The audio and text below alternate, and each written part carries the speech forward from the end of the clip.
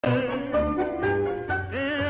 encuentro de arrabal vino a calmar con sus encantos mi dolor sentimental. Pero yo, mal rodeado por mi pena, así sin razonar, me alejé sin verla más. Aquel encuentro de arrabal vino a calmar con sus encantos mi dolor sentimental. Pero yo, mal rodeado por mi pena,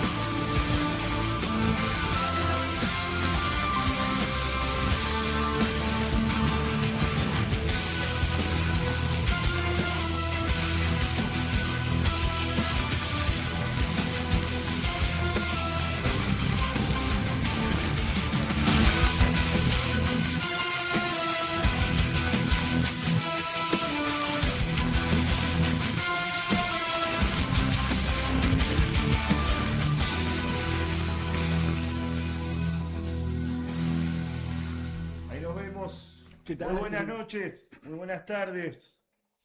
Hoy no está Seba Ramallo, hoy está conmigo el señor Luciano Lazo. ¿Qué tal? Buenas noches, compañero. ¿Qué tal, Juan? ¿Cómo estás? Buenas noches para vos y para todos los que nos están mirando desde su casa, a todos los nacionalistas. Bienvenidos. Bienvenidos. Otro Soberanía y Debate, otro programa del Movimiento de Liberación Nacional. Nos pueden ver desde el estudio de Lumpen TV y por el canal de YouTube del MLN Argentina. Ahí saludamos a los compañeros, ya se sumó Damián, Alejandro, Martín, Tuki, grande Tuki, le mandamos un abrazo siempre ahí. Mientras van entrando los compañeros, vamos presentando bueno, veo qué lindo streaming tenemos hoy. La verdad que sí, tenemos un estudio nuevamente hermoso con un diseño, estrenando luces, estrenando sillas, porque vemos que usted tiene una silla nueva ahí, ¿no? Ahora hay más sillas. Hay más sillas, hay 4 ahora. Para que todos los compañeros se puedan sentir streamer. Exactamente. Y los invitados, los invitados cuando los tengamos en el piso estén bien atendidos. Bueno, el canal que sigue creciendo y los contenidos que se empiezan a desarrollar desde la militancia. Este es un programa para los compañeros, para el peronismo. Millones de peronistas que están en Argentina, bancando a Martín Ayerbe también. Así es, porque este es un programa... Anda de conductor, Estuvo de gira, estuvo por el norte, sí. Salta. Salta, estuvo por el norte, sí. Difícil seguirlo. Sí, hace mucho viaje, mucho rally, y bueno, le pone el cuerpo como tiene que ser. No solamente para cuando hay campaña, todo el año. Además de trabajar y en la semana trabajar en su trabajo. Bueno, predicando, el modelo Exactamente. nacional, el continente político para los nacionales que empezamos a remar este proyecto de liberación nacional. Hoy nos toca estar en este programa. Bueno, ¿se siente bien? Bien, sí, la verdad que me siento un saludo muy grande hace hoy ocupando su silla y esperando hacerlo de la mejor manera. Gran programa tenemos hoy, Juan, ¿no? Bueno, programa... esto es stream en verdad. Stream en verdad, esto es stream en verdad, tenemos problemas técnicos, no importa, sepan disculpar. Menos mal... Tenemos estudio, Bueno, luces, luces, estudio, acá sillas tenemos todo, nuevas. sillas nuevas, estamos. Muy bien, ahí estoy, ¿se escucha bien? No, vamos a cortar y bueno, Bueno, disculpen, vamos a cortar 5 segundos, arreglamos el tema de este micrófono y volvemos. ¿Les parece?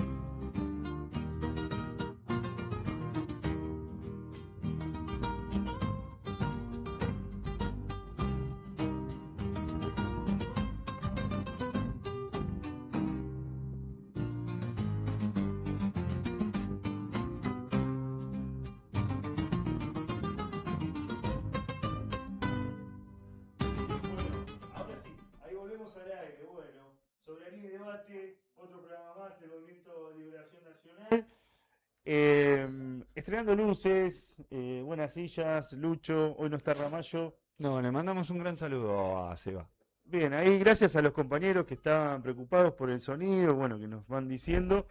Teníamos de todo, pero justo ahí pasó esto, es un streaming. Y eso que venimos antes, probamos el Probamos el micrófono, todo, ¿eh? Pero bueno, pasa, en los mejores canales pasa. manden 333 al chat.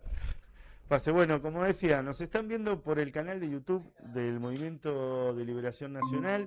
Ahí se van sumando los compañeros. Le mandamos un saludo a los que están ahí participando. Pueden dejar su opinión. Y hoy tenemos un programa para hablar de la deuda pública y soberanía. Y vamos a hablar con un especialista, que es el compañero Héctor Giuliano, que está con nosotros para hablar de economía con los compañeros, con esta militancia, con estos compañeros peronistas, que bueno, necesitamos saber sobre estos conceptos. Si ya lo tenemos, lo mandamos y le damos la bienvenida y el saludo, Lucho. Bueno,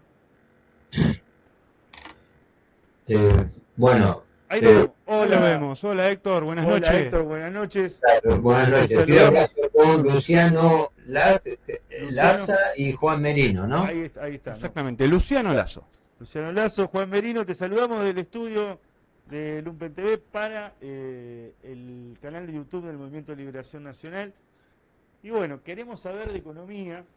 Sé que vos no te presentás como economista, sino como experto en finanzas públicas. Y bueno, nos interesa esto que vos tenés, el análisis que haces de la deuda y demás. La idea nuestra es charlar, que puedas extenderte en los conceptos y después ver con el chat, que están los compañeros de todo el país, saludando, bueno, Héctor Giuliano, un maestro, y poder leerte las preguntas que nos va a hacer el De chat. acuerdo. De acuerdo. Bueno, ante todo, gracias por la llamada y por el interés en el tema. Sí, el tema de la deuda es un tema central que yo sigo, pero aclarándolo, ¿no? Siempre, que lo hago desde el punto de vista de las finanzas públicas, es decir, no solamente de la situación macroeconómica del país, que obviamente la sigo, es indispensable, pero fundamentalmente sentado desde el lado del mostrador de la hacienda del Estado, porque ese es un enfoque que normalmente no se tiene en cuenta. Es decir, se habla de la economía en general. No, a mí me interesa saber cómo son las cuentas del Estado, porque las cuentas del Estado son secretas. No se puede tener acceso a la información pública. Esto es importante, ¿eh? Y en este momento la Argentina no tiene una independencia en su administración financiera, porque la administración financiera del Estado está intervenida por la banca Morgan.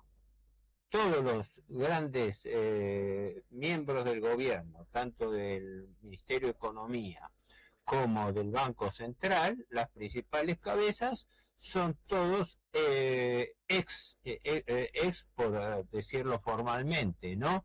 Ex empleados de la banca Morgan. Y la banca Morgan ha intervenido en las finanzas públicas del país, ¿no? Siempre recuerdo, no sé si lo comenté con ustedes, que cuando fue la crisis del 2001, un economista germano norteamericano que falleció prematuramente de cáncer, un hombre que tendría unos 60 años, no era un hombre viejo, y él había sugerido y provocó un escándalo cuando dijo que, bueno, que la Argentina con este problema de la deuda necesitaba que una serie de economistas internacionales interviniesen en la economía del país para encarrilarla, para encuadrarla, etcétera, y luego, una vez que eso esté resuelto, devolvérselo a los argentinos. Bueno, hemos llegado a ese punto. En este momento no tenemos una administración nacional. El presidente Milei y el ministro de Economía Caputo y el director del Banco Central Bausili, ¿no? Santiago Bausili, creo que viven más tiempo yendo a Estados Unidos a recibir indicaciones de lo que tienen que hacer que tomando decisiones acá. No hay una política nacional, la Argentina no define su política nacional. No me voy a extender mucho con esto, pero creo que es importante que los oyentes, los espectadores se lo graben, ¿no? Porque hay gente que dice, todavía se escandaliza. El general Perón decía, hay gente que todavía no ha agotado su capacidad de asombro. Y ahora en materia económica y financiera pasa algo parecido, ¿no? Hay gente que dice, pero ¿cómo esto? ¿Pero cómo se van a pagar tal cosa? ¿Pero cómo se va a privatizar tal cosa? Como si no fuese algo, real o nuevo. Se lo sintetizo para después entrar en materia en lo siguiente. Ya hemos hablado, creo la última vez, acerca del fracaso de la política de Milei. Acá esto hay que tenerlo en cuenta porque este es el ABC de todo. Sí. El presidente Milei ha fracasado como Macri. A los 2 años de gestión, de estar con balandronada, de que hemos derrotado la inflación, que tenemos superávit fiscal, etcétera, etcétera, etcétera, pero tuvo que pedir un salvataje de emergencia para salvar a su gobierno del gobierno norteamericano y de los banqueros de Wall Street. Lo mismo que le pasó a Macri. A los 2 años de gobierno. Esto demuestra una regla que me parece una regla histórica, ¿no? Que los liberales no saben gobernar, no son capaces de controlar la situación, porque resulta que cuando llegan a los 2 años, después de haber endeudado el país, más todavía, no fueron los únicos, todos los endeudaron, el kirchnerismo también, ¿no? Pero quiero decir, pareciera casi una regla, ¿no? Que después de los 2 años no da para más. Y lo único que se está haciendo es refinanciar deuda y con el agravante de tomar deuda nueva. Porque acá, si me permiten, sí, yo quiero pivotear sobre lo que llamo los 3 mitos de la administración Milei. El mito de que la inflación está derrotada, el mito de que tenemos superávit fiscal y el mito de que la Argentina se está desendeudando. Son 3 falsos caballos de batalla que lo están diciendo cada vez con más descaro, mientras que los números dicen exactamente lo contrario. Primer punto, lo sintetizo después. Sí, si quieres, sí, por favor. Primer punto, lo de la inflación. La inflación. El mito de la inflación, claro. La inflación es un proceso acumulativo. No es que la inflación no se mide por el coeficiente de un mes, si un mes subió o bajó. Claro. Es la línea de tendencia de la inflación. Entonces yo lo primero que observo es esto, nadie lo dice. Pero desde que asumió Milei hasta ahora, la inflación aumentó un 300%. Atraso, esto no es moco de pavo. Es decir, sí, yo primero apenas asumió Milei, ¿qué hizo? Él provocó una hiperinflación del 25.5% en diciembre. Sobre eso un acumulativo del 20.6% en enero. Sobre eso un acumulativo del 13.2% en febrero. En 5 meses, Milei, desde que asumió, disparó la inflación 108%. Y así sucesivamente, con los valores que se dan hasta hoy, que están en el orden de más del 3% mensual, ¿no? El acumulativo de la inflación de Milei está según como se calcule, con datos de febrero, estaba entre 280 y 320%. Pongamos, para aproximar en números redondos, la inflación aumentó 300% desde que está Milei, el hombre que dice haber derrotado la inflación. Claro, yo le digo a mis amigos los empresarios, muchachos, remarquen los precios, que hay carta libre. Yo controlo los salarios, pero los precios los remarcan ustedes como quieren, ¿no? Cosa que está ocurriendo hasta hoy en día. Como quieren, como necesiten, como venga la mano, eso lo discutimos aparte. Pero la cuestión es que los precios no están controlados, pero los salarios sí, porque el gobierno se preocupa de instaurar la regla de que los aumentos salariales por paritarias traten de estar encajados en el 1% mensual, mientras que la inflación está en el orden del 3%. 3 contra 1. Esa es la relación que se está dando textualmente. Además, esto no lo invento yo, estos economistas serios lo están diciendo. O sea, el gobierno no sé cuánto va a poder aguantar la presión social con esta política de querer limitar las paritarias al 1% promedio mensual, que es un promedio, no todos los sindicatos se mueven en la misma proporción, pero para que dé un promedio, mientras que no puede bajar la inflación a menos del 3%, que está lejos de ya en lo que va del primer trimestre, la inflación acumulada creo que es 9.6, ¿verdad? Sí. Según el presupuesto que aprobó el Honorable Congreso de la Nación, la primera vez después de 3 años de gobierno, que 12 manejó el gobierno en forma dictatorial por decreto de necesidad y urgencia, sin presupuesto del Congreso. Cuando manda el primer proyecto al Congreso, proyecta una inflación del 10% en todo el año 2026. Pasaron 3 meses y ya estamos en el 10%. Y las proyecciones dan entre el 25 y el 30, los más tolerables, digamos así, los menos alarmistas.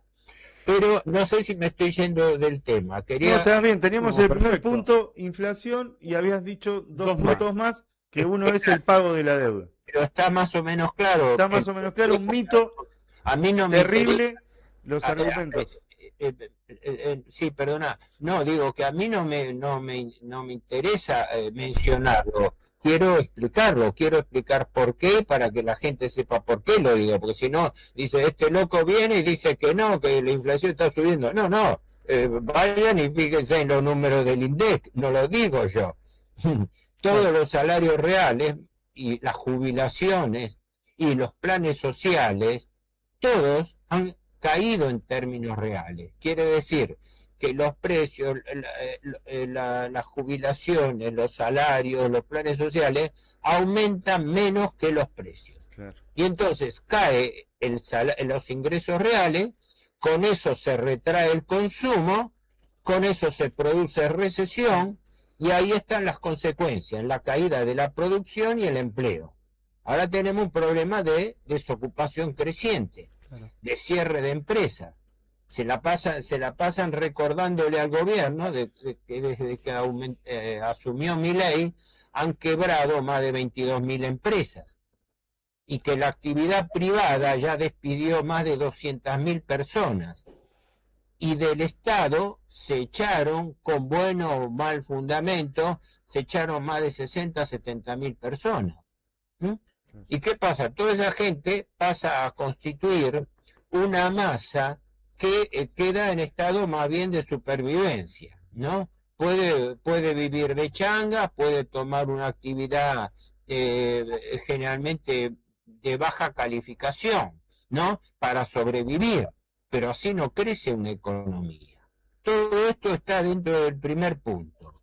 No es cierto que el gobierno haya derrotado la inflación, y ahora los números se lo están mostrando mensualmente y se lo está reconociendo todo el mundo, de que el gobierno Milei no tiene capacidad para controlar los precios y por ende para controlar la inflación.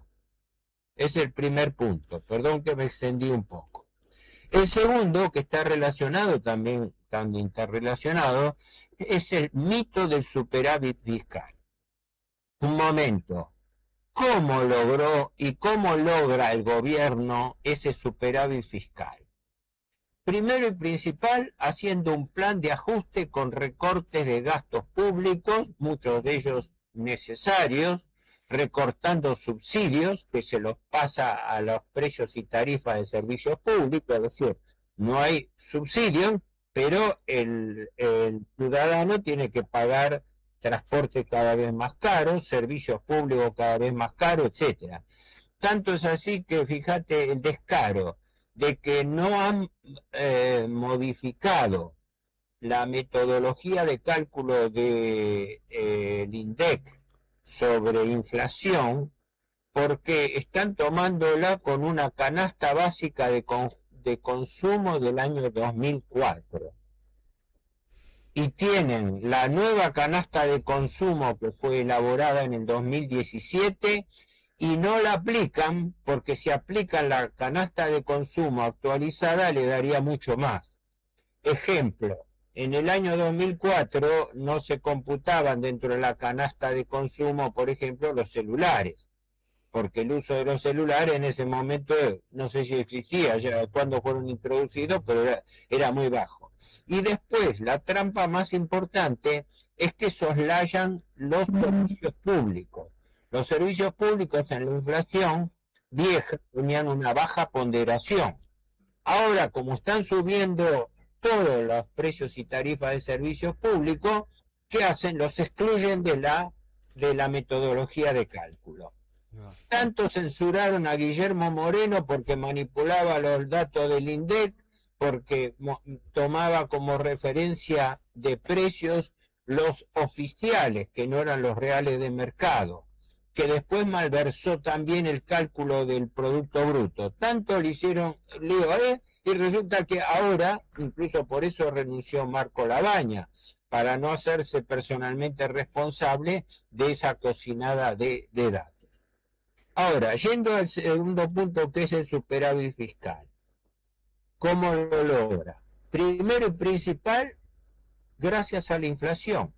Porque gracias a la inflación, el gobierno ha ido licuando gran parte del gasto público. Fundamentalmente, salarios, jubilaciones y planes sociales. Los ha ido licuando. Después, con tarifazo, con aumento de precios y tarifas de servicio público, ¿no? Y tercero, cortando la obra pública. Más de 2.000 obras públicas de distinto tipo cortadas. Entonces, con eso el gobierno ha llegado el año pasado, tengo los datos ahí, a un superávit fiscal primario es antes de contar los intereses de la deuda, de 10.5, 10.7 billones de pesos. ¿A qué se destinó ese superávit? A pagar intereses de la deuda. O sea, todo el plan de ajuste tiene una finalidad, un objetivo central. Ese objetivo central es pagar intereses de la deuda, con la gravedad de lo que ello implica, porque no pagamos capital, no pagamos un centavo de capital, renovamos hasta el último, esto creo que lo he hablado con ustedes, con todo el mundo, lo vengo hablando hace décadas, por desgracia. Porque yo ahora ya a mi edad no cuento el tiempo en años, lo cuento en décadas, ¿no? Entonces llevamos 50 años, desde el año 1976, con Martínez de Oz hasta la fecha, ¿no? Donde una curva continua de incremento de deuda sin capacidad de repago. Por ende, el gobierno vive renovando cada 15 días por licitaciones de renovación de deuda, lo que llaman rollover, o sea, rollover, renovación, o jurídicamente es novación de deuda. Cuando yo te debo a vos un dinero, un pagaré, Sí. retiro el pagaré viejo, entrego el pagaré nuevo, bajo otras condiciones. Lo mismo, los pagarés públicos se llaman letras o bonos del Estado.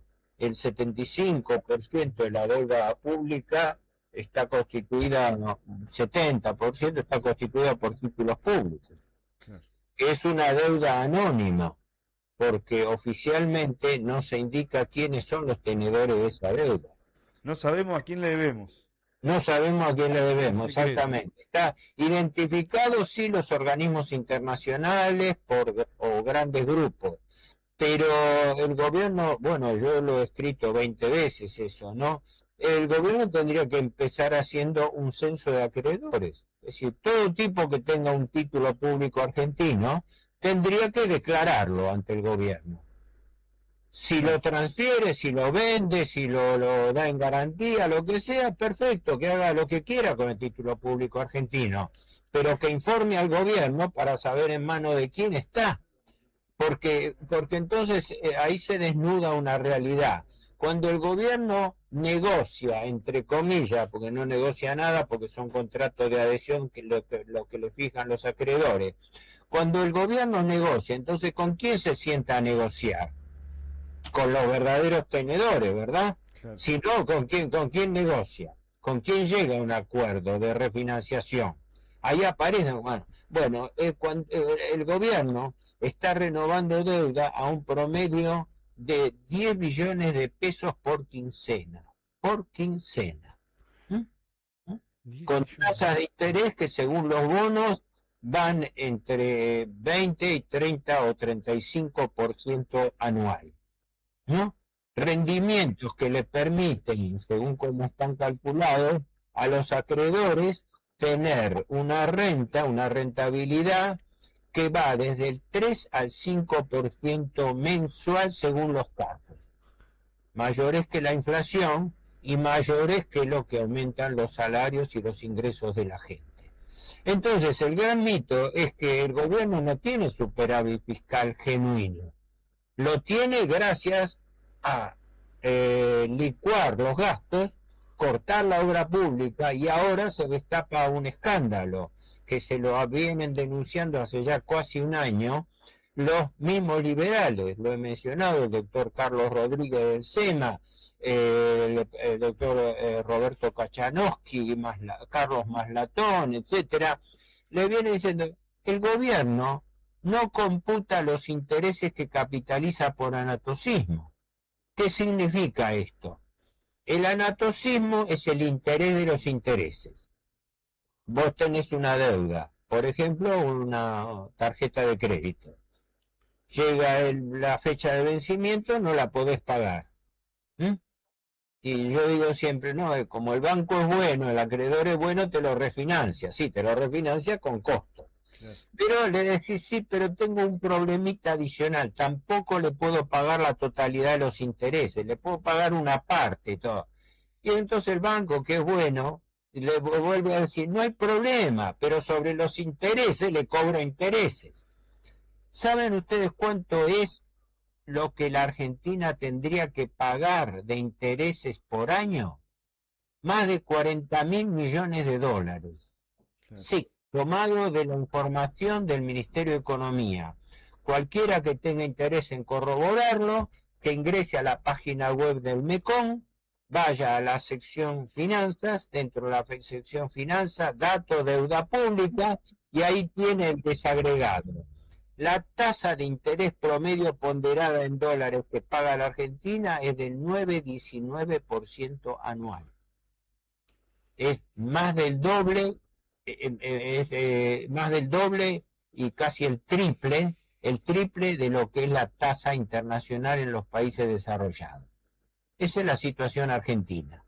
Y es una trampa sin salida, porque la deuda, como hemos visto, es una trampa de deuda insoluble, por ende deuda perpetua. Entonces, ¿qué ocurre? El gobierno no está considerando en el superávit fiscal, no está computando los intereses que no paga, sino que capitaliza. Tiene que pagar 40.000 millones y está pagando 10, está pagando la cuarta parte de los intereses. ¿Qué pasa con los 30.000 restantes? Los está capitalizando por anatocismo, pero no los registra. Entonces se estima, mira, según datos oficiales, tomando desde noviembre del 23, que fue el último mes de Alberto Fernández, hasta febrero de este año, que eran los últimos datos que se tenían, la deuda aumentó en 47.000 millones de dólares. Pero en marzo aumentó otros 12.000. Así que ya estamos prácticamente en 59, 60.000 millones. Y a eso hay que agregarle, no se sabe la cifra exacta, pero el cálculo de mínima es que hay que agregarle entre por lo menos 50 y 60.000 millones de intereses capitalizados que el gobierno no computa. Por lo cual la cifra que se estima, que ha sido tirada en el Congreso, excede los 102.000 millones de dólares. O sea que en 2 años de administración Milei, la deuda habría aumentado ya más de 100.000 millones de dólares. No sabemos cuánto más, pero aumentó más de 100.000 millones de dólares. Macri la había aumentado en 83.000, después vino el gobierno kirchnerista Fernández y la aumentó en otros 100.000 millones, ¿no? Con el cacareo del desendeudamiento, etcétera, etcétera. Ahí va, Héctor, ¿cómo fue eso? ¿El kirchnerismo pagó la deuda? ¿Viste que se dice, nosotros pagamos la deuda? ¿Qué se pagó? No. Se pagó los intereses. A ver. No, primero y principal, el viejo argumento de haber pagado la deuda venía de que a poco de asumir Néstor Kirchner, la Argentina debía entonces al Fondo Monetario Internacional unos 10.000 millones de dólares. El Fondo Monetario le exigió a la Argentina que le cancele anticipadamente esa deuda. Entonces el gobierno Kirchner, de la noche a la mañana, creo que fue los primeros días de enero del año 2006, le transfirió de las reservas 9.530 millones de dólares, con lo cual le pagó la totalidad y por anticipado la deuda que tenía con el fondo. Pero eran 10.000 millones. La deuda que heredó Kirchner era de 151. O sea, no llegaba al 10% de la deuda total. Pero el kirchnerismo vendió la imagen de que nos desendeudamos con el fondo. Sí, pero omitió decir que la deuda con el fondo era menos del 10% de la deuda total. Y que durante sus 15 años, 16 años de gobierno conjunto, la deuda del kirchnerismo aumentó en más de 100.000 millones de dólares. La recibió en 151.000 y la dejó, cuando vino Macri en el 2015, la dejó en 252.000. Prácticamente 101.000 millones de dólares la aumentó. Y vendiendo el discurso del desendeudamiento, que solamente tenía la ventaja objetiva de que el kirchnerismo colocó menos deuda en moneda extranjera que en pesos, lo cual tenía un atenuante, que por lo menos no era totalmente en moneda extranjera.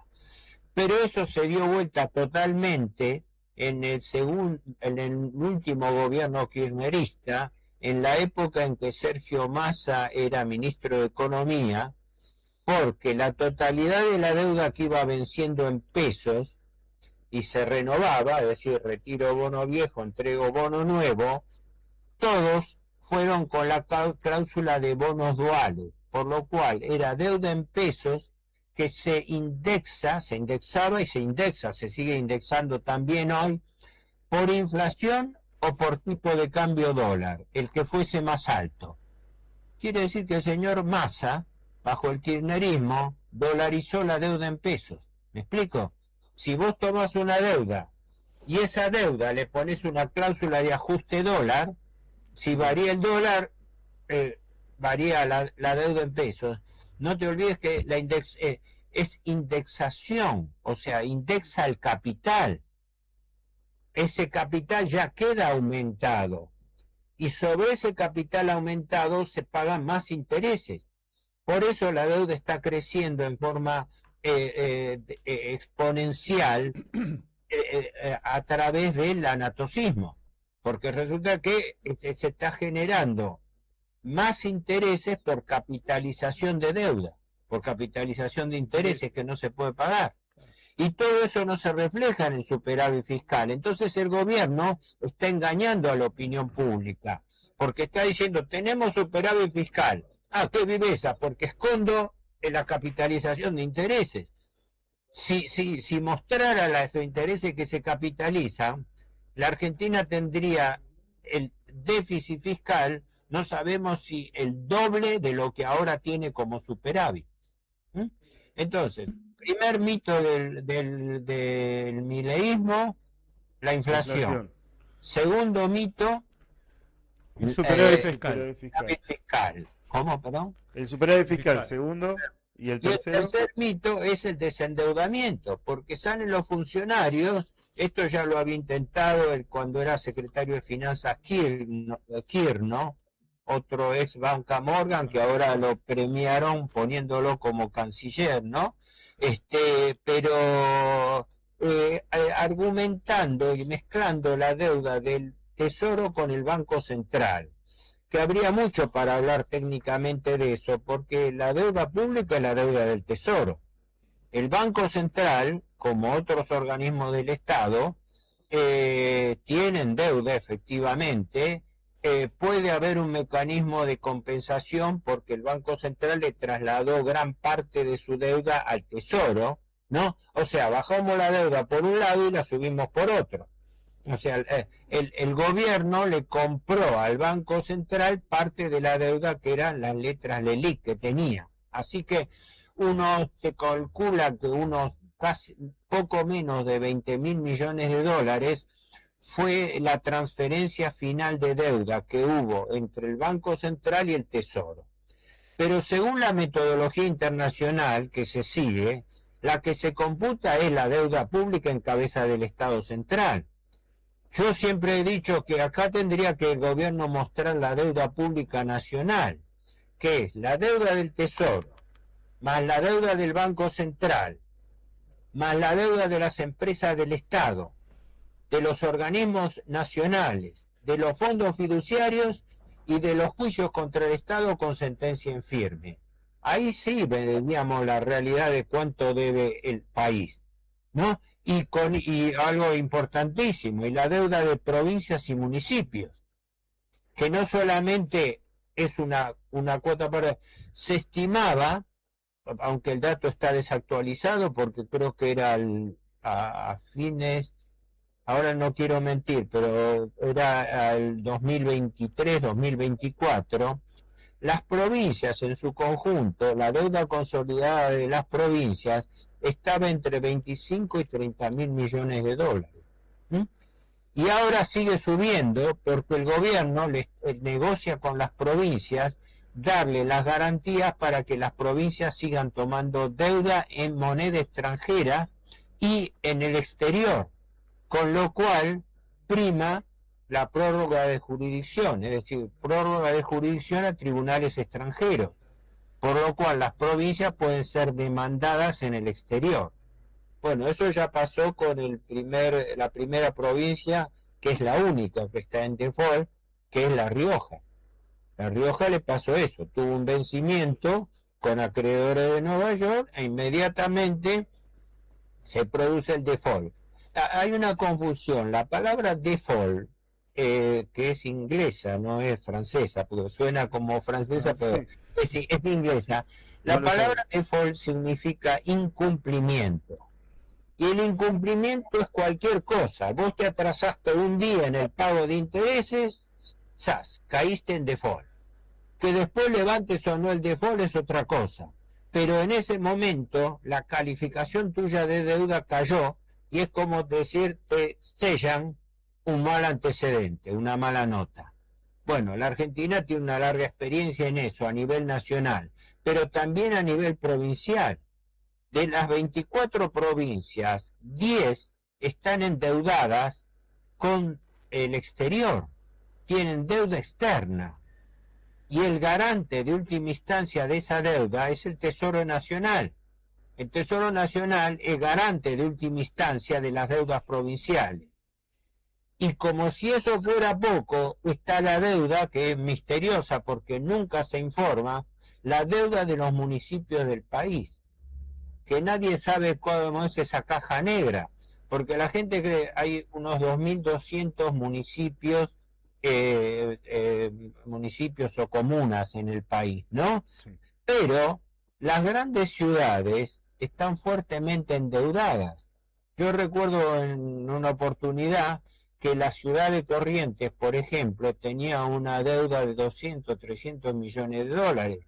Las ciudades de... No quiero hacer números ahora porque ahora no los tengo actualizados, pero en una época que traté de reconstruir cuánto era la deuda de la capital, de la ciudad de Corrientes, no de la provincia, ¿no?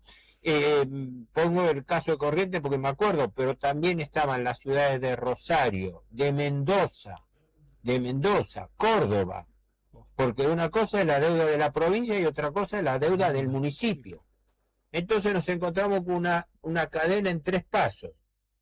La deuda de los municipios está respaldada por la provincia y la deuda de la provincia está respaldada por la nación. Así que esa deuda también debiera computarse. Por eso digo que acá nos tenemos que ceñir fundamentalmente a cuál es la verdadera deuda nacional. El último dato de la deuda ahora, a fines de marzo, da, según cifras oficiales, que la Argentina debe 497 mil millones de dólares, prácticamente 500 mil. 500 mil. El Producto Bruto se calcula en 630, aunque no dice mucho a los fines de la deuda, porque una cosa es la deuda financiera, otra cosa es el Producto Bruto, mezclar peras con manzanas. Claro. La deuda financiera tiene un cronograma, se está en firme, deuda cierta, se tiene que pagar, sí o sí. El Producto Bruto es una comparación que se hace con respecto a la producción del país, pero como indicador no es un indicador financiero, es un indicador económico o financiero indirecto. Entonces el gobierno en este momento ha aumentado la deuda, como les decía al principio, en lo que va de la administración Milei, llevaría aumentada la deuda en unos 102 mil millones de dólares. Así lo denunció, con datos supuestamente del Ministerio de Economía, el diputado Mayans, que es de la oposición, ¿no? Sí, sí. Lo dijo y nadie le pudo decir nada, de que la deuda acumulada de Milei era 102 mil millones. O sea, que estamos en el juego de que 2 años de gobierno, 100 mil millones de deuda y salvataje para no entrar en default. Porque mientras el gobierno está vendiendo todo un discurso triunfalista de que las cosas van bien, que los elogian desde el exterior, que el Fondo Monetario apoya, que la Tesorería norteamericana apoya, sí, todo lo más bien. Sí. Pero las consultoras en Wall Street están todas alarmando a los fondos de inversión con respecto al posible default de la Argentina. Y por eso ahora la maniobra esta última que está intentando el ministro Caputo, de ver si puede conseguir una masa de maniobra de 10 mil millones de dólares, donde pongan 4 mil los organismos financieros internacionales. Que los organismos internacionales no es todo deuda, no es todo préstamo, es garantía, que no es lo mismo. El Banco Mundial le otorgó, según informó el gobierno, yo todavía no vi los papeles, no se hizo pública las condiciones. El, el Banco Mundial, la semana pasada fue o la anterior, le otorgó un nuevo préstamo a la Argentina por 2.000 millones de dólares. Y se dijo que iban a ser 4.000. Pero ahí entró la discusión si esos 2.000 restantes eran préstamos o eran garantía. ¿Garantía para qué? Porque el país tiene que reunir, según lo que explicó el ministro de Economía Caputo, tiene que reunir o quiere reunir 10.000 millones de dólares. ¿Cómo los va a reunir? 4.000 por los organismos internacionales de crédito, Banco Mundial, BID y CAF, que la CAF se llama ahora Banco Latinoamericano de Desarrollo Económico, ¿no? Otros 4.000 tendrían que ser de préstamos consorciados de bancos.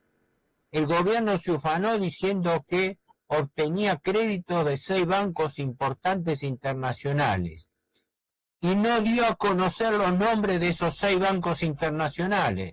Una cosa insólita. Sí. El comunicado oficial dice, el que sacó Caputo, esto fue hace 2 meses, creo que no sé si fue en enero o en diciembre, ¿no? El comunicado oficial dice: la Argentina llegó a un acuerdo exitoso con 6 bancos de primera línea internacionales para obtener un crédito que en ese momento creo que eran, cuando se negociaron, si no me equivoco, unos 2.000 millones de dólares. Con 6 importantes bancos internacionales. Y más de un medio periodístico, dice, pero ¿por qué no da a conocer los nombres de esos bancos? Trascendieron en forma periodística. Trascendió que el banco coordinador era el JP Morgan, el empleador, el ex empleador de todo el equipo de gobierno. Porque Caputo y su viceministro de Economía, Daza, su socio en Anker, Bausili, que ahora está como presidente del Banco Central, y el segundo de él, Berning, ¿no? El secretario de Finanzas Kirchner, que ahora es canciller, y el que lo reemplazó, Leu, todos son de la banca Morgan. Renunciados, lógico, renunciados para asumir el cargo allí. Así que entre el banco que piloteó ese préstamo es el JP Morgan. Y entre los nombres que trascendieron, solamente ahora me acuerdo del Banco Santander y del Citibank. Pero hay otros bancos que intervinieron. Y el Barclays de Londres también, pero son por información periodística. O sea que el gobierno mantiene en secreto la titularidad de los acreedores de la deuda. Y ahora que Caputo informó en 2 conferencias, en una conferencia que dio en la AmCham. La AmCham es la Cámara de Comercio Argentino-Norteamericana. Lo que se dice ahí es palabra santa, porque lo que los funcionarios van a rendir cuentas ante el Fondo Monetario, ante la Tesorería y ante la Cámara de Comercio Argentino-Norteamericana, ahí no pueden macanear, como quien dice, ¿no?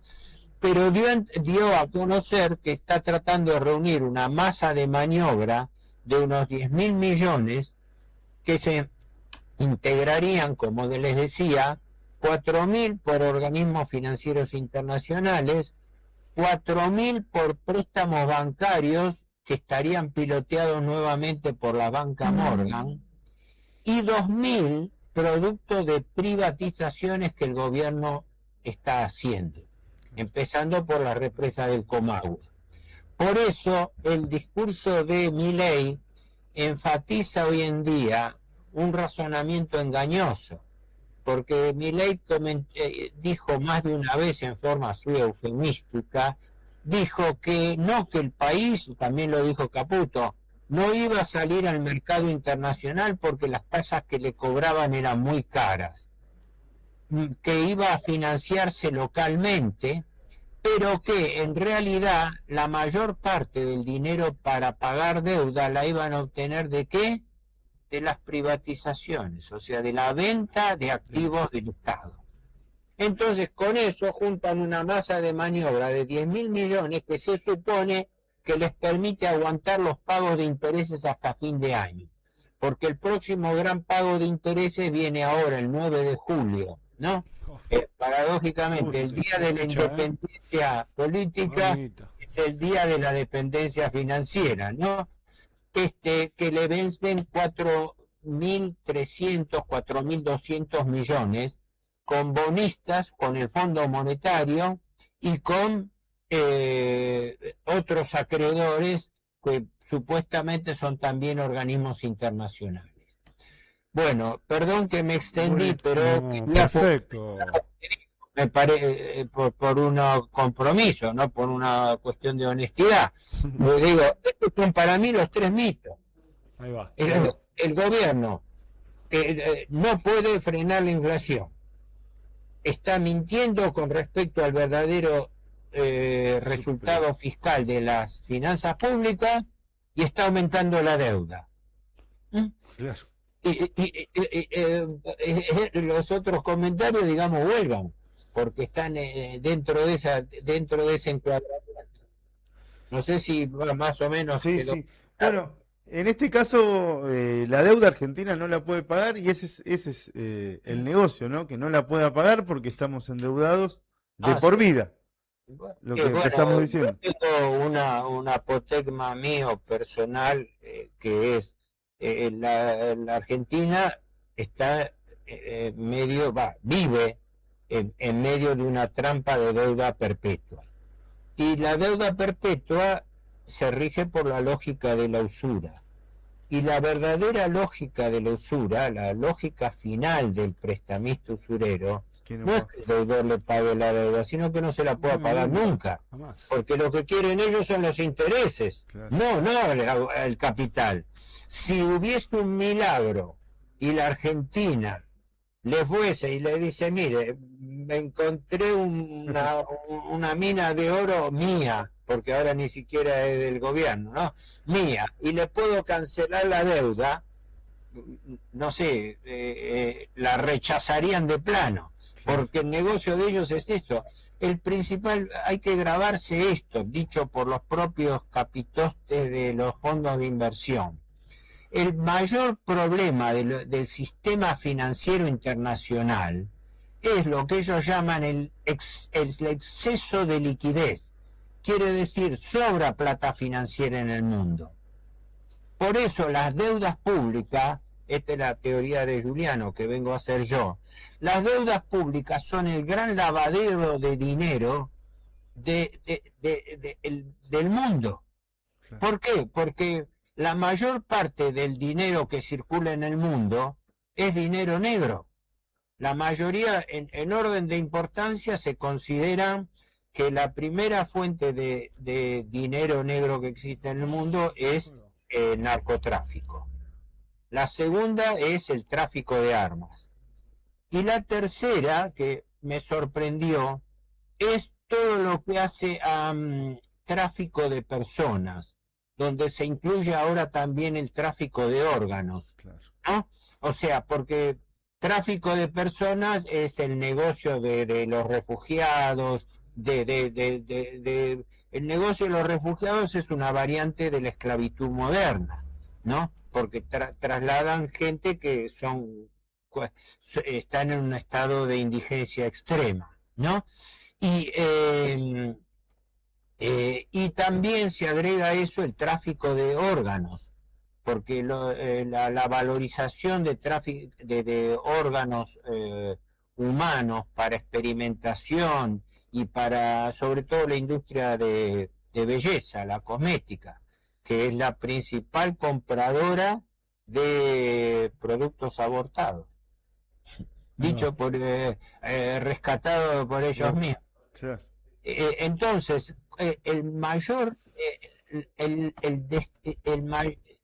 el destino de la mayoría de ese dinero que se lava, ¿dónde va a parar? A las deudas de los países. Por eso son anónimas. Porque si no descubrirían cómo viene la mano. Porque ¿quiénes compran esos bonos que licita la Argentina quincenalmente? Formalmente bancos. Los bancos no dan información de sus clientes porque ellos mantienen el secreto bancario. Entonces, el negocio del carry trade, el negocio de traer moneda extranjera, convertirlo a pesos, colocarlo en bancos y a través de los bancos comprar títulos públicos, es decir, toda una maniobra indirecta, los capitales extranjeros lo hacen en total anonimato. ¿Por qué? Porque el gobierno no informa siquiera quiénes son los bancos compradores de deuda primaria. A su vez, los bancos administran plata de fondos de inversión que son secretos porque están amparados por el secreto bancario. Y esos fondos de inversión pueden venir de donde quieran, sobre todo vienen de paraísos fiscales. Y en los paraísos fiscales es donde se lava el dinero negro. Por ende, las deudas públicas de los países son el principal receptáculo de la corrupción internacional del sistema financiero. Eso es lo que yo trato de alarmar a la gente. Fíjense ustedes, esto es la corrupción institucionalizada más grande de la historia que se conozca. El dinero negro lo blanquean a través de deuda pública. Por eso los Estados Unidos, que son la primera potencia del mundo, son el país más endeudado del mundo. La deuda pública norteamericana en estos momentos es de unos 39 billones de dólares. Billones de los nuestros, o sea, millones de millones. Ellos lo llaman trillions, ¿no? Porque hablan de miliardos. Pero en el equivalente nuestro, millones de millones, la deuda pública norteamericana en este momento está en el orden de los 39 billones de dólares. Algunos dicen que ya estaría por encima de los 40. En un año, tomando sobre todo la intervención, la agresión norteamericano-israelí contra Irán, ¿no? Sí. En un año la deuda pública norteamericana habría aumentado en $1 billón. Por eso tiene mucha razón que uno de los que lo dijo con una claridad meridiana fue el primer ministro de Hungría hace poco, que ahora perdió las elecciones, Viktor Orbán, que dice, en el mundo actual, dice, ganan con el conflicto en Medio Oriente los 3 grandes perros de la deuda. Usó esa expresión. Los 3 grandes perros de la deuda. Primero, la industria de armamentos, el complejo militar industrial. Segundo, la industria petrolera, que aumentó los precios del petróleo. Estaban en 70 dólares el barril y ahora están en más de 100. ¿No? Y tercero, que esta fue la que más me interesó, los bancos. Porque este chiste ya lo vimos. Así surgió la crisis de los petrodólares del 73-79, donde subieron los precios del petróleo. Eso generó una gran liquidez mundial, y esa liquidez mundial, ¿dónde fue a parar? A los grandes bancos. ¿Y qué hicieron los grandes bancos con ese dinero? Endeudaron a todo el mundo, que fue el periodo primario por el cual se gesta la deuda contemporánea argentina en época del proceso bajo Martínez de Oz, que coincidió con ese periodo 73-79 de la primera y segunda oleada de petrodólares en el mundo. Así que fíjense ustedes cómo funciona el sistema, porque esto no es solamente cuestión de decirlo, es cuestión de entender la lógica del sistema. La lógica del sistema es provocar un conflicto para que por ese conflicto aumenten los precios de los commodities, de las materias primas. Eso hace que las riquezas de las grandes empresas multinacionales aumenten.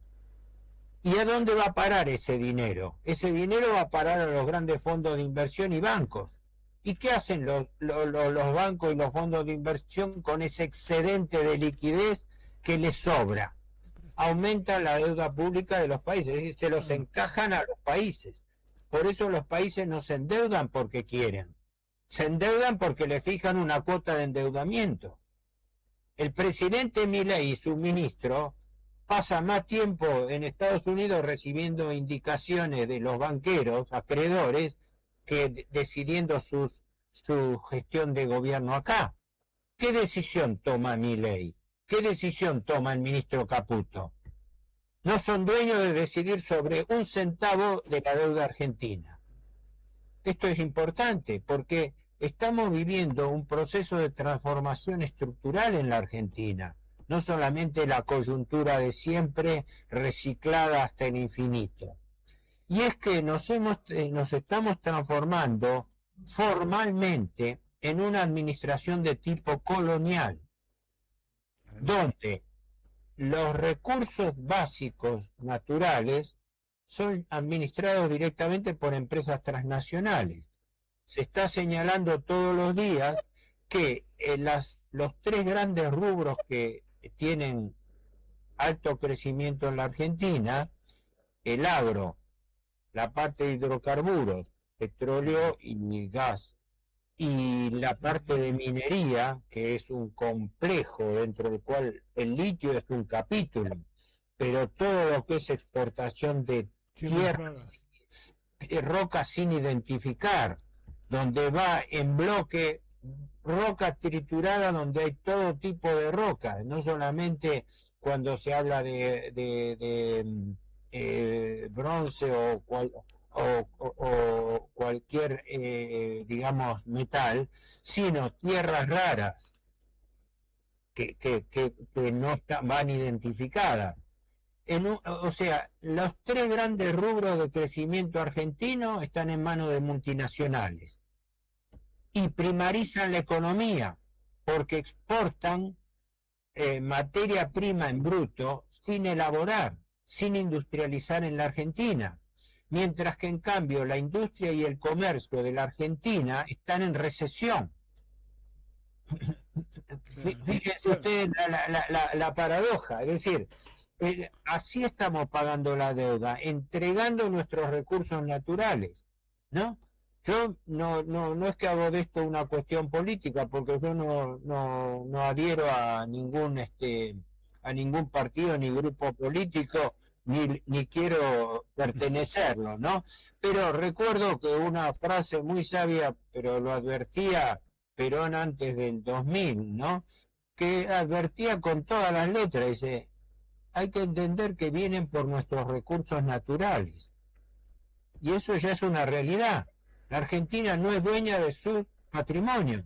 Está pasando también en la pesca.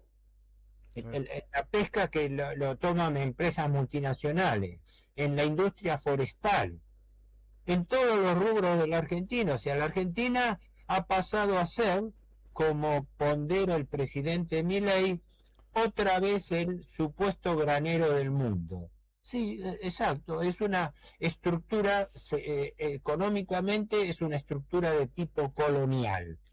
O sea, países de grandes espacios, con grandes recursos naturales, que son exportadores netos de materias primas sin elaborar, que se exportan en bruto, se exportan como materia prima, se exportan como commodities, las exportan empresas transnacionales, porque el agro argentino es muy rico, ¿no?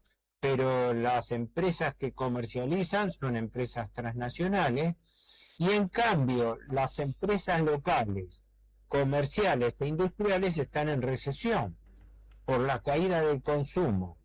Cierran empresas por problemas de competitividad y por el problema de que la Argentina abre la economía con un tipo de cambio atrasado. Eso es papa para el loro. Es decir, abren la economía mientras están endeudándose para tener un dólar atrasado, un dólar barato. Claro. Con lo cual el negocio para el importador es mayúsculo y para las exportaciones argentinas también, porque abaratan las exportaciones de materias primas y el que pierde es el país. Claro. No sé si me fui lejos. No, la verdad es que brillante hasta ahora. Excelente. Brillante, excelente, ¿eh? Espero Bueno, no haberlos mareado porque uno no, por favor. se acelera mentalmente. Porque, ¿qué ocurre? Lo que la gente no entiende y deliberadamente no se lo explica es esto. Es que todo el sistema, la deuda no es un hecho aislado, digo siempre, la deuda es un sistema. Pero si no se entiende cómo funciona el sistema extractivo, cómo el sistema financiero manda sobre el sistema económico y por ende sobre el sistema político. Fíjense ustedes que en la Argentina no tenemos una división de poderes que funcione. El poder ejecutivo hace lo que quiere. Gobernó 2 años con DNU y ahora que mandó un presupuesto al Congreso, lo viola abiertamente y nadie le dice nada. El Congreso está para aprobarle las leyes que el gobierno necesita, porque resulta que mucho cacareo de la oposición, pero resulta que cuando llegue el momento, el gobierno reúne de la casta, de la misma casta que tanto denostaba, reúne el apoyo en las leyes que necesita, desde la ley de base hasta la ley de reforma laboral. Quiere decir que el gobierno es aliado de la casta, ¿no? Sí. Porque por casta se entendía la casta política. Yo lo llamaría mejor partidocracia, ¿no? Partidocracia con representación parlamentaria. Pero Milei, cuando hablaba de casta, se refería a la casta política, ¿no? Yo digo siempre que omitía hablar de la casta financiera, que es la que manda sobre la casta política. Claro. Porque los parlamentarios, salvo excepciones individuales, ¿no? Los parlamentarios son levantamanos del poder financiero. Claro. ¿Quién dice media palabra sobre este tema de la deuda? Puede ser que desde un rincón del conurbano estoy diciendo estas verdades de perogrullo y resulta que en el mayor ámbito de gobierno todo esto se silencia y se oculta. Claro, no sé. Durante años, Héctor, hay una connivencia política de este sistema, ¿no? De muchos años, 40 años por lo menos. 50, desde el año 76 hasta la fecha, son 50 años donde, salvo la efímera semana de Rodríguez Sá, que pudo haber sido un vuelco en esto, ¿no? Sí. Por la coyuntura y por eso duró una semana en el gobierno, nada más. Durante 50 años la línea de tendencia ha sido la misma. Claro. Ha pasado todo tipo de gobierno, ha pasado todo tipo de discursos, pero resulta que cada vez debemos más. Pensar que cuando los militares hicieron el golpe de Estado contra Isabel Perón, la deuda externa en ese momento estaba, según como se compute, entre 8.500 y 9.000 millones de dólares. Poquísimo. Yo, de los trabajos que hice, tomándolo del Banco Central, me daba que eran 9.300 millones, pero de los cuales solo más de la mitad, 5.300, era deuda externa pública, el resto era deuda externa privada, que después la estatizaron. Claro. La estatizaron por valor que no se sabe, entre 14 y 19.000 millones de dólares. Alejandro Olmos Gaona, el hijo de Alejandro Olmos, lo estudió ese tema para cuantificarlo, porque no había forma de cuantificarlo, trayendo el dólar de esa época hasta el actual. Fíjense que aunque el dólar cambió de valor, obviamente, pero pensar que en el año 76 debíamos 9.000 millones de dólares y ahora debemos 500.000. Y la deuda sigue creciendo y los intereses siguen creciendo más que proporcionalmente a la deuda. Héctor, ahí tenemos un montón de mensajes, la mayoría coincide que cómo salimos de esto. ¿Cómo salimos de esto? Hay que reconocer que no pagamos lo que sea legal, lo verdadero. ¿Qué hacemos? ¿Default soberano? Acá tenemos una pregunta. ¿Me deja que le lea una pregunta? Dale. Sí, cómo no, sí. Dice, en el hipotético caso de que en el 2027 tengamos un gobierno que defienda la soberanía y usted fuera ministro de Economía, dice, ¿cuál sería su plan de gobierno en materia de deuda externa? Bueno, eso responde a la pregunta anterior, ¿cuál es la alternativa? Yo hace mucho tiempo, habría que dedicarle 3 programas a cada uno, no, pero en hipersíntesis, los 3 puntos que planteo son insolvencia, ilegitimidad y responsabilidad.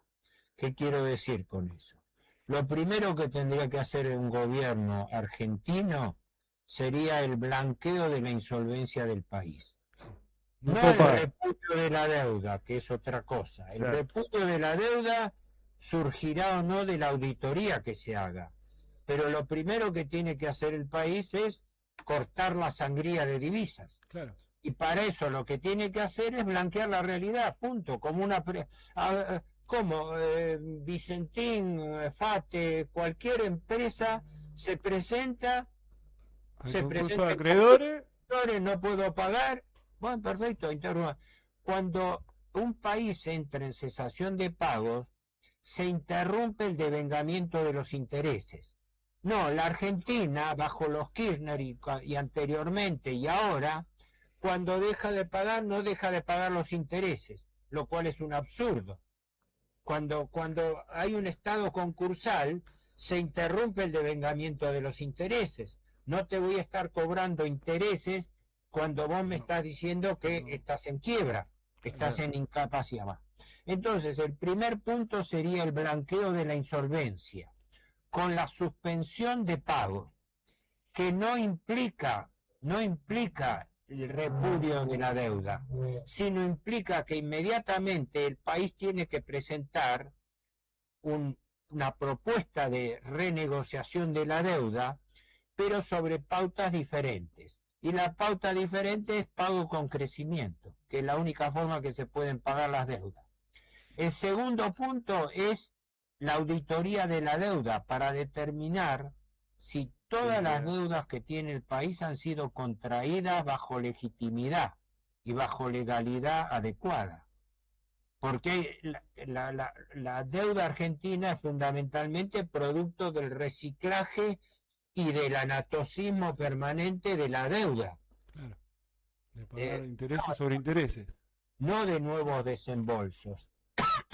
Los nuevos desembolsos constituyen una pequeña parte de la deuda. La deuda aumentó fundamentalmente por capitalización de intereses. Entonces, en eso hay un principio de ilegitimidad que viene del viejo derecho romano, que en algunos casos se aplicaba, que fijaba como límite que nunca se podían aplicar intereses que excedieran el capital de lo prestado. Hay una limitación lógica, que es lógica, venía del viejo derecho romano y se aplicaba también en algunos casos. El doctor Espeche, por ejemplo, rescató un fallo de la Corte de la Ciudad de Hamburgo, creo que era de 1878, que tomó ese argumento, que la municipalidad de Hamburgo en Alemania, el siglo XIX, tenía deudas por temas portuarios, no sé por qué motivo, y estableció un tope a los intereses, argumentando esta premisa, que es una premisa que yo la leí en más de una oportunidad, la premisa lógica de que no se pueden pagar más intereses que el capital adeudado, si no es usura pura. Claro. Todo lo que exceda. Entonces, primer punto, blanqueo de la insolvencia, para replantear los términos de negociación de la deuda. Exacto. Segundo punto, auditoría de la deuda, donde la primera medida que hay que hacer es censo de acreedores, a conocer las caras de a quién le debemos, porque ahí van a aparecer los verdaderos tenedores de deuda, ¿verdad? Claro. Y la Argentina tiene que llevar pensar que Mariano Fragueiro, en 1853, porque él estuvo él había sido gobernador de Córdoba y también secretario de Hacienda de la Confederación, ¿no? Establecía que por la Constitución del 53 debía llevarse el gran libro de la deuda pública, que entonces se arrastraba desde el empréstito Baring de 1824, ¿no? Bueno, nunca el país llevó formalmente el libro de la deuda pública.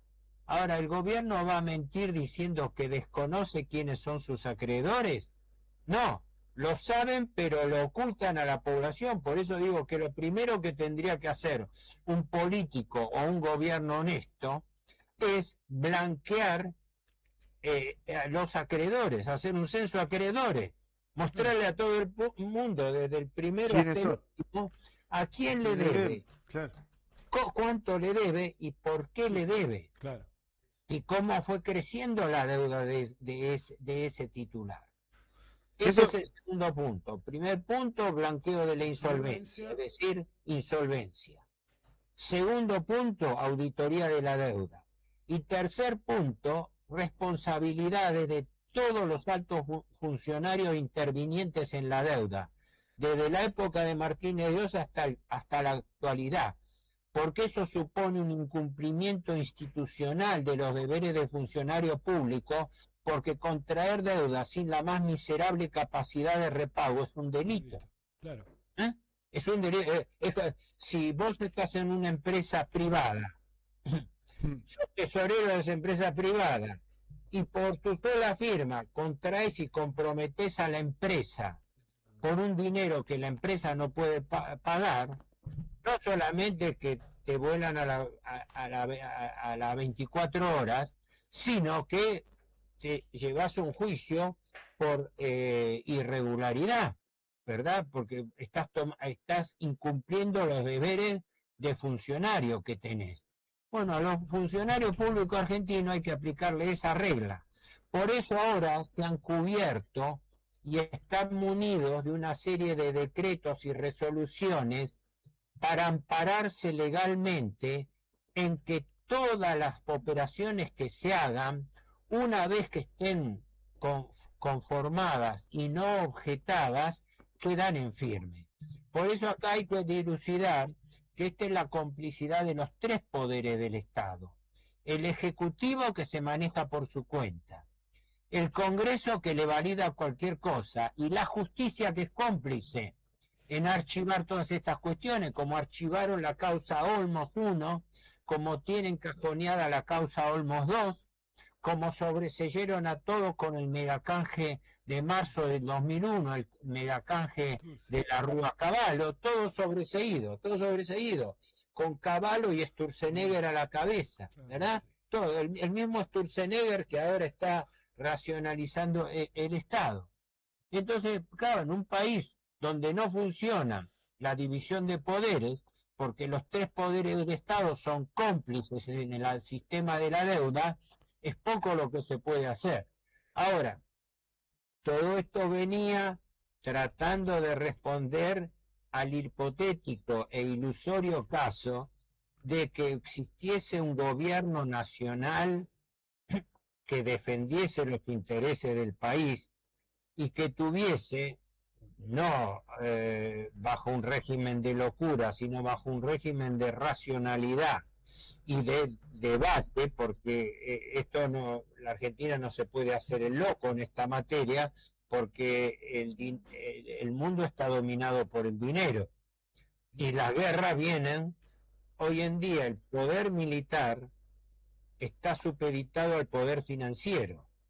Vean lo que está pasando en Medio Oriente, vean lo que está pasando en Ucrania, etcétera. Es decir, por ende, nadie pide hacer locuras así quijotescas, pero sí implantar un criterio de realidad. Por eso yo decía que la Argentina no tiene que repudiar ninguna deuda a priori. La Argentina tiene que blanquear una realidad. Listo.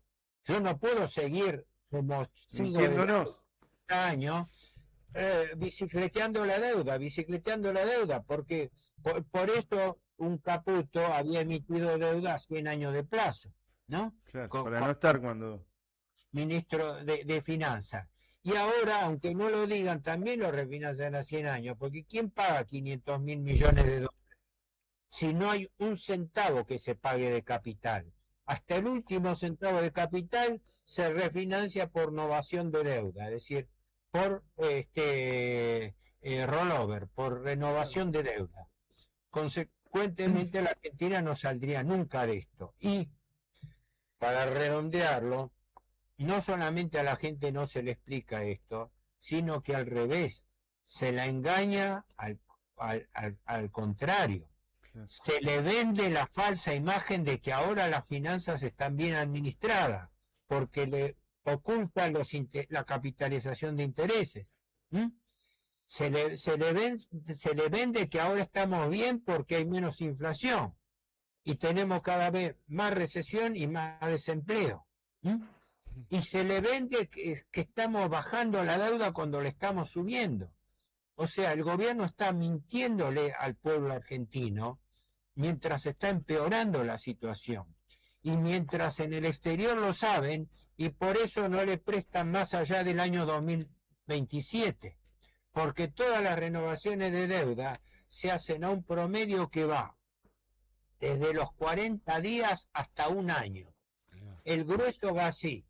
Por excepción colocaron una deuda al 2028 como prueba, pero para ellos es una cosquilla, porque fondos de inversión que manejan miles de millones de dólares, tener una deuda de prueba con la Argentina el año 2028, al revés, se la encajan a propósito para que cualquiera sea el gobierno electo no pueda denunciar esa deuda.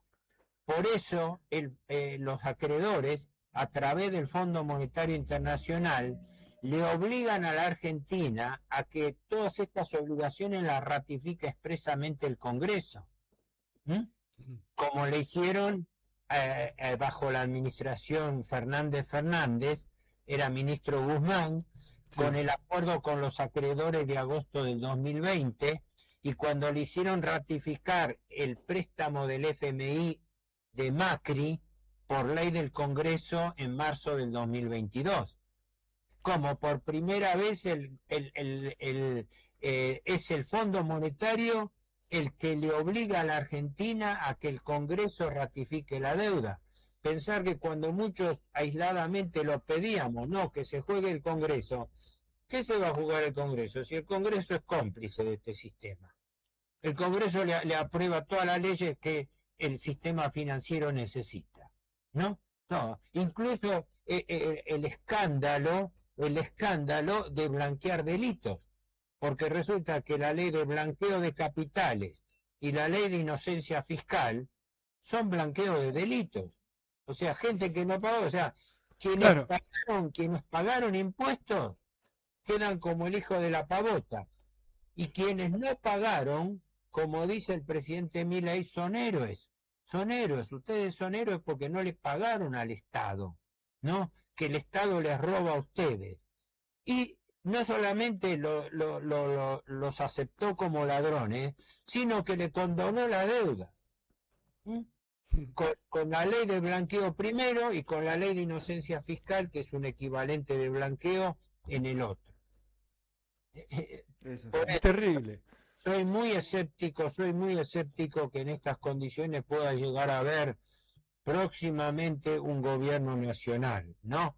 Esto que dije parece una idea fantasiosa, pero tarde o temprano, si se gesta un movimiento nacional que defienda los intereses del país, creo que los 3 puntos para atacar van a tener que ser inexorablemente esos 3. Perfecto. Insolvencia, ilegitimidad y responsabilidades. Vivimos en un país donde hay delito y no hay delincuentes. Así es. Exactamente, es lo que decíamos hoy, que en la Argentina no existe la sanción. Claro, la impunidad. Ahora se están pasando la pelota, como para ver quién colecciona más irregularidades, si el kirchnerismo o el mileísmo. Claro. Con todos los escándalos que están ocurriendo desde Adorni hasta el anterior miembro de la Comisión de Economía, ¿no? Y entonces tratan de equiparar eso con el negociado de fútbol de Tapia, del titular en fin, tratan de contestarse un delito contra otro delito. Exactamente. Héctor, si querés, mira, vamos, te mandan muchos saludos, te candidatean a presidente, Juliano es una eminencia, un Que genio, eso es explícame para los chicos de 7 años, es un grande, Muchos y saludos ahí, muchos saludos para de muchos vos, lados. de compañeros de todo el país que nos están viendo, tenemos Mendoza, que saludar Carué. a Ulises de Mendoza, los compañeros que están haciendo una tarea linda bueno. en que esto se reproduzca, se vea más y que, bueno, podamos conocer esto, ¿no? Que bueno, es una triste realidad, pero hay que aceptarlo, hay que Mira, aceptarlo. en principio, primero les agradezco a todos los que han ustedes que como auspiciantes, pero a todos los que han participado en la reunión, les hago llegar mis saludos, les agradezco los comentarios, espero, el objetivo mío es explicar todo lo posible, o sea que me estoy satisfecho si he podido llegar para esclarecer cosas que de otra manera la gente no sabe. Yo a mi edad me he impuesto eso, porque es soñar pensar que yo vaya a tener un acceso a resortes de decisión de poder. Pero por lo menos de acá tienen que surgir las semillas para que exista un movimiento político nacional que las haga suya y las lleve adelante. Esto no es la solución de una persona, esto tiene que ser una campaña organizada y eso es lo que nos falta, la organización política del movimiento nacional. Es lo que está Acá faltando. otro saludo, mira, desde Carué, dice el compañero Santiago Smith, abrazo amigos, programón, un lujo tener a Héctor, ojalá haya economistas jóvenes que sigan la línea del maestro. Bien, porque era para hablar de economía Claro, y tener los exactamente. economistas peronistas para esto. Yo usando un poco, Héctor, lo que preguntaron primero los compañeros en un próximo gobierno peronista en el 2027 o cuando sea, ¿cómo verías vos la idea esta que llega al Movimiento de Liberación Nacional con Martina Yerbe del Estado empresario? Desde el Estado recuperar las empresas estratégicas del Estado para manejar los recursos y poner de pie la industrialización, generando empleo digno industrial desde esas empresas. Bueno, el planteo es compatible, no hay problema. Yo ayer en realidad lo vi una sola vez personalmente. Tenemos que organizar una reunión. Claro que sí. En una reunión estuvimos, pero tuvimos oportunidad de charlar un poco. No, el discurso de ayer es perfectamente compatible con esta tendencia, no hay ninguna duda, ¿no? Yo con respecto al rol del Estado empresario habría que hablar mucho sobre eso, porque la idea de el Estado cumpliendo funciones empresarias, como pasó con el peronismo, Sí. se justifica, como le pasó, repito, al peronismo, cuando no hay capital privado nacional y entonces tiene que intervenir el Estado para poder hacer esas inversiones, que fue lo que le pasó al general Perón en la primera presidencia. Él quitaba los ferrocarriles ingleses, pero no había capital nacional para dirigir esas empresas. Entonces tuvo que crear empresas del Estado, lo mismo con la Marina Mercante, etcétera. Pero yo no estoy convencido del rol del Estado empresario. Para mí el Estado tiene tres funciones básicas y clásicas: planificar, regular y controlar. Ahí lo quiero ver al Estado. El Estado tiene que planificar, porque cuando no planifica el Estado, planifican los grandes grupos oligopólicos privados que lo hacen en función de sus intereses. Exacto. Eso es lo que no quieren los liberales. Por eso los liberales luchan contra...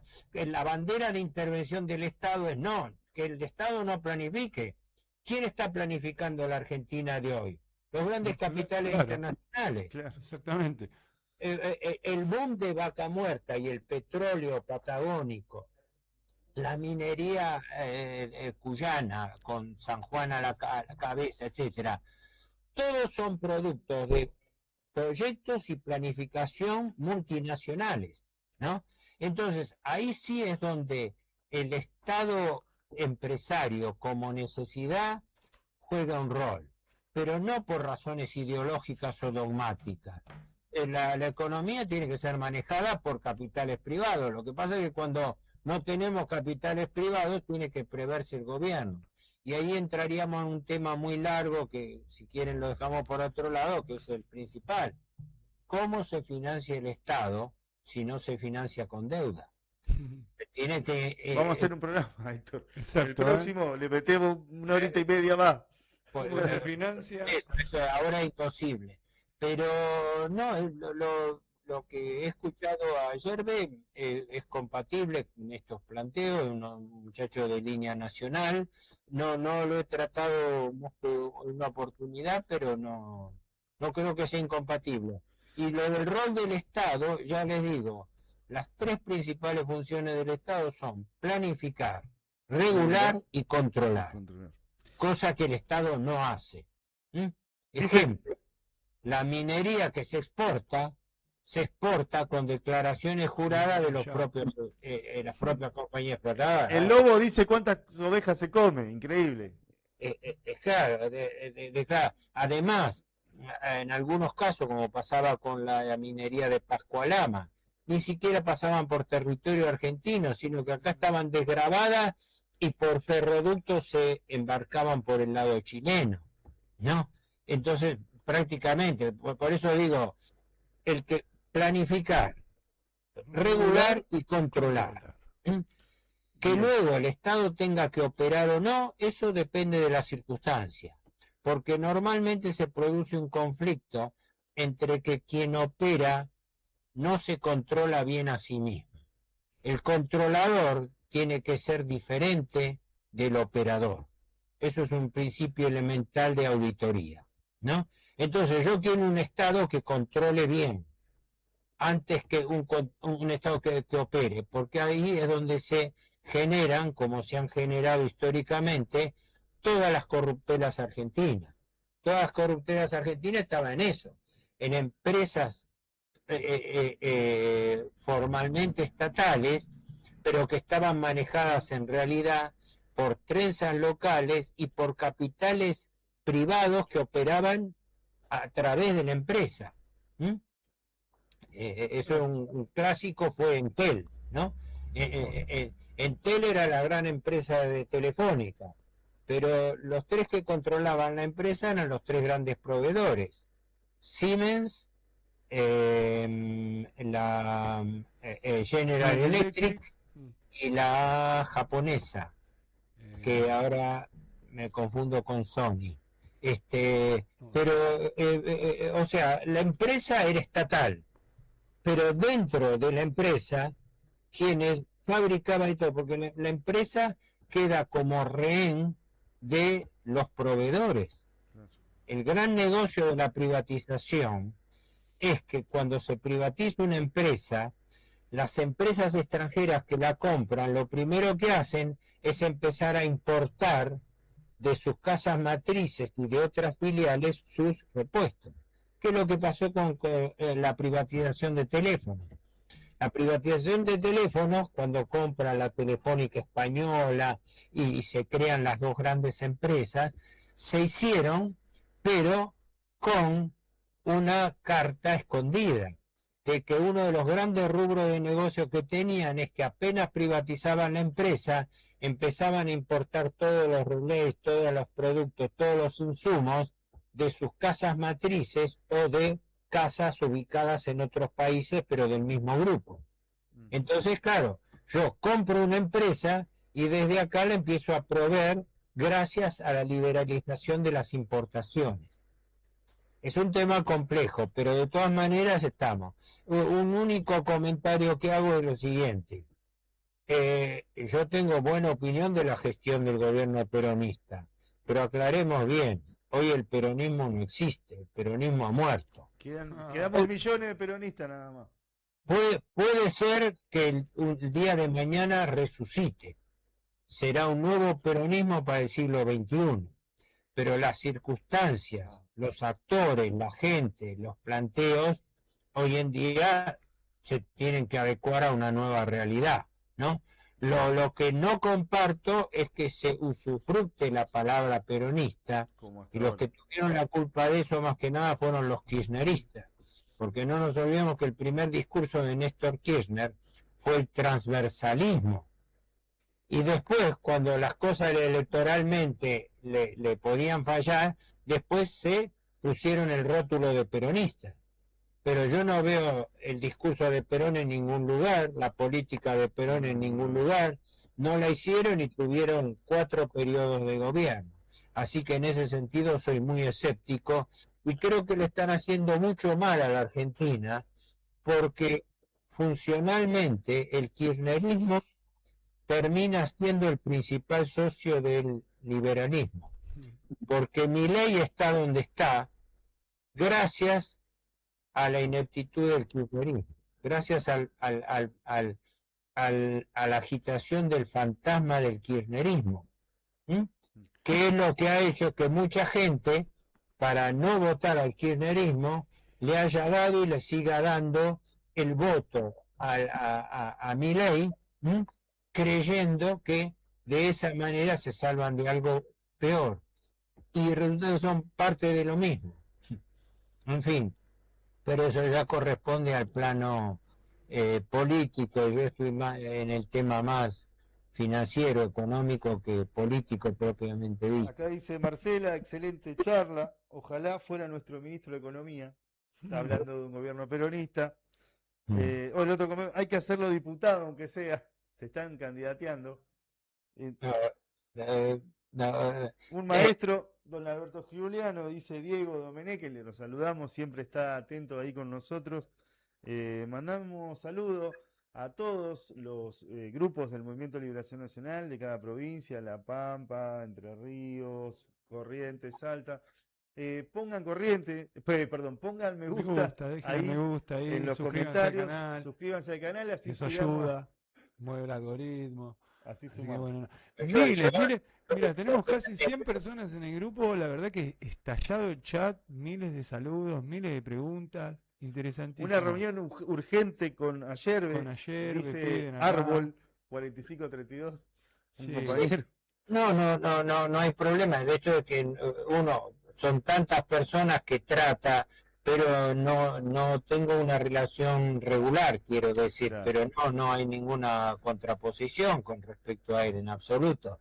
Desde ya le reitero mi agradecimiento por todos estos comentarios, y lo que realmente me alegra es haber tenido una forma de llegada, porque a mi edad yo lo que me preocupa es cómo transmitir las cosas, cómo ayudarlas, porque los actores de estas cosas tienen que ser una nueva generación de gente joven y bien formada, porque no se trata de caer en un mecanismo de amiguismo político, o sea, después pasa lo de siempre, los punteros colocan gente inepta, los ineptos entran en negociado y entonces desacreditan las políticas.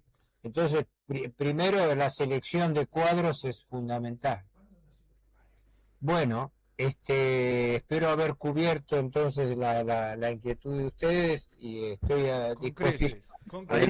Mientras saludamos a Helio Guida, participante también del programa, dice, título del próximo programa, ya te comprometemos, Héctor, para lo próximo, que bueno, veremos cuando vos puedas, dice sí. El programa con Héctor Giuliano, ¿cómo se financia el Estado si no se financia con deuda? Función del Estado, planificación, regulación y control. Ahí ya tenemos el título para nuestro próximo encuentro, si Dios quiere y si vos querés, Héctor. Está. Denme un tiempo nada más porque sí. Una seguidilla de compromisos que tengo que manejarme, porque si bien el tema lo manejo, lo sigo continuamente, pero quiero tener mis esquemas al día, porque esto es como disparar un blanco móvil, ¿viste? Está todo el tiempo moviéndose.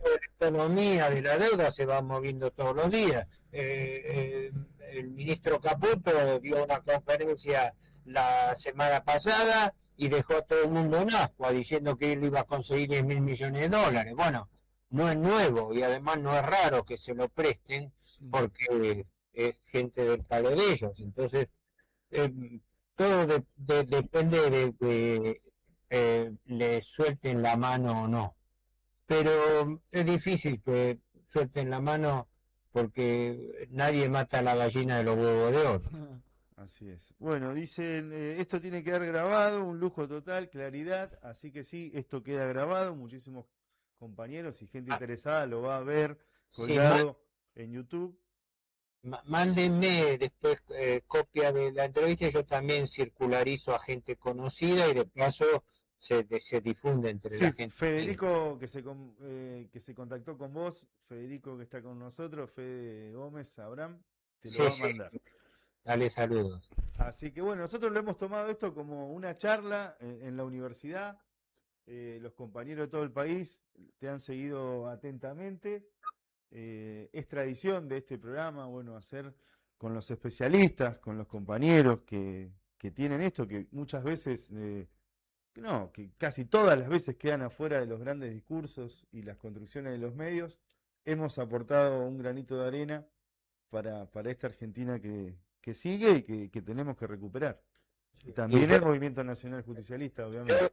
Perdóname, y yo les reconozco a ustedes el mérito de que están haciendo este trabajo a través de los medios de difusión, porque esta es una lucha muy desigual.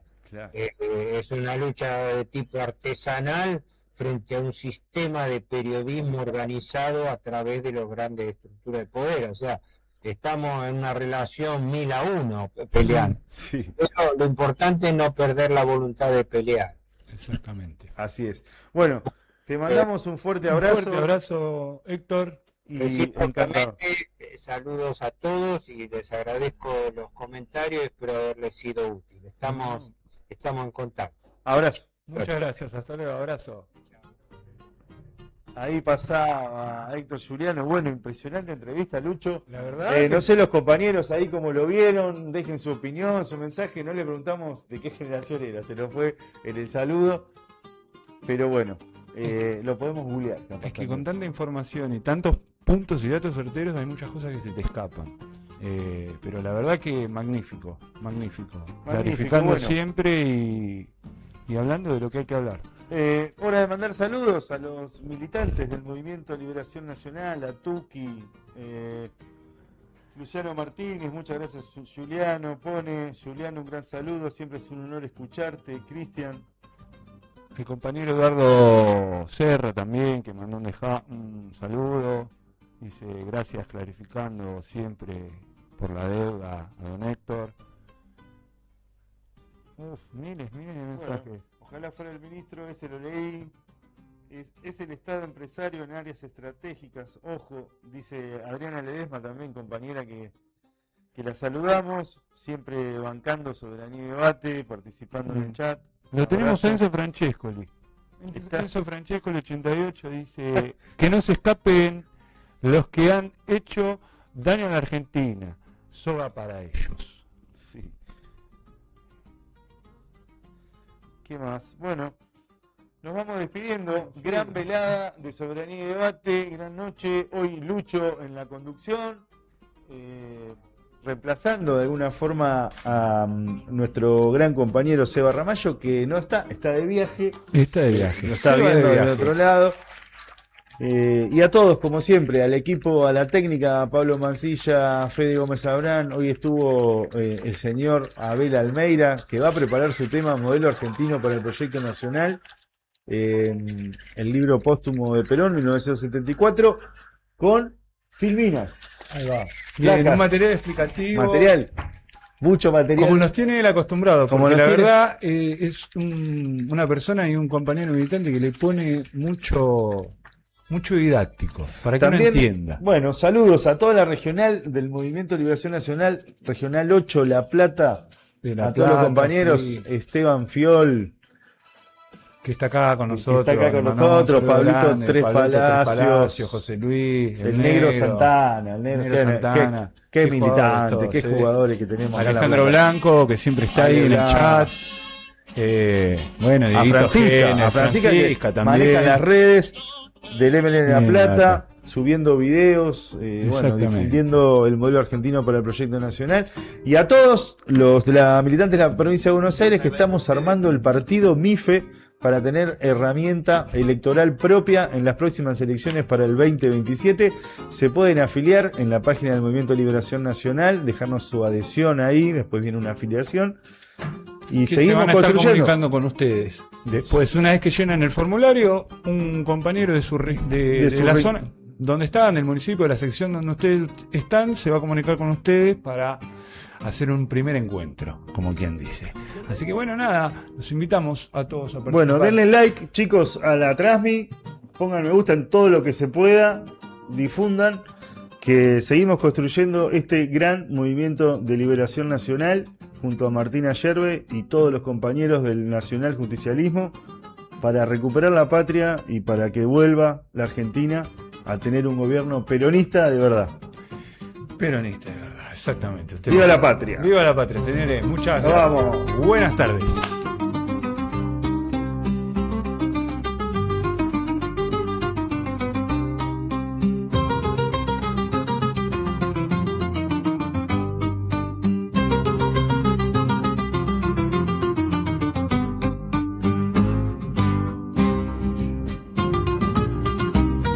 Yo les agradezco a ustedes.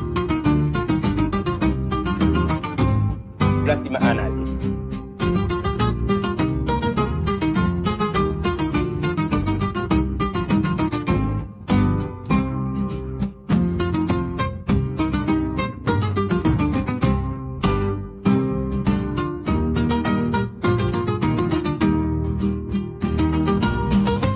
Les agradezco en nombre de mis hijas.